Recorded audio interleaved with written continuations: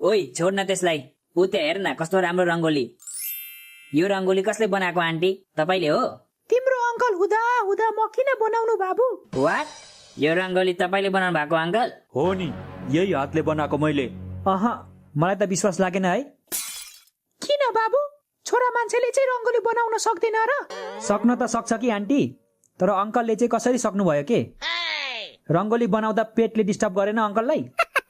पेट हेर्दा त बस्न पनि गाह्रो हुन्छ जस्तो छ। झन् अंकलले झुकेर रङ्गोली कसरी बनाउनु भयो होला?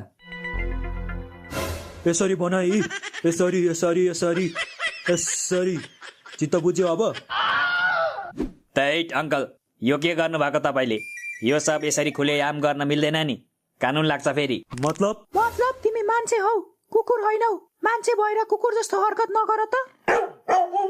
कुकुर सुनेर याद आयो, कुकुर तिहार त हिजो थियो होइन र? हिजो थियो त, थाहा थिएन तँलाई?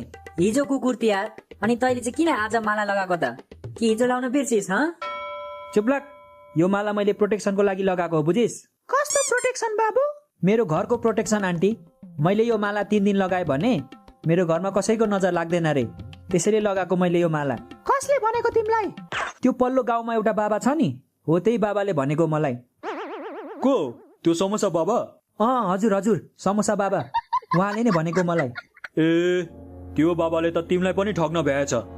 कसरी अंकल? म भन्छु कसरी। तिमी किन भन्छौ? मैले कुरा स्टार्ट गरेको होइन, म भन्छु नि। फेरि भन त, कसले स्टार्ट गरेको रे? बाबुलाई प्रोटेक्सनको बारेमा कसले सोधेको? त्यो छोड्देऊ न, समोसा बाबाको कुरा कसले झिकेको? त्यस्तो कुरा गर्ने भए त बाहिर सुरुमा को निस्केको? रङ्गोली कसले बनाएको? मासु कसले बनाएको? यो झिलिमिली बत्ती कसले लगाएको? घर सफा कसले गरेको? छोरीको डाइपर कसले फेरेको? एकदम तु। यो बुढा बुढीले मेरो ब्लड प्रेसर बढाइ सक्यो।